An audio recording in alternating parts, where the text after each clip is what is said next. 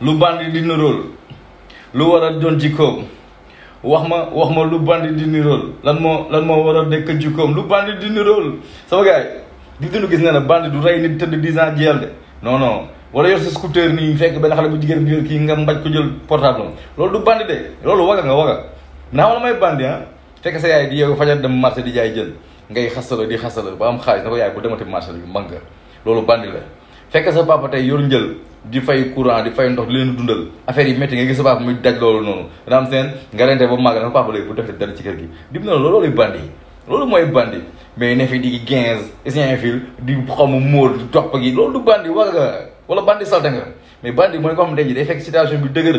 mu génne ci quoi bandi mooy ko xam ne day juddu fekk toutes les conditions ne sont pas réunies fil day bëgg ay livre du ko sax am fil amul ay cours prof bu koy defal cours particulier muy jàng di reyante ba tekki fil nekk quelqu'un ñëw fàggul loolu ay doomam kooku bandi la yéen ay waga ngeen meen ay bandi salte mère buy jaay jën fajar nga agressé bandi salte waga yéen am seen fekk nit ku liggéey ba am dara nga dugg sàcc bandi salte waga yéen am seen ay bandi meen bandi day fekk mu dëgër bu fexe mu nooy quoi mais positivement nag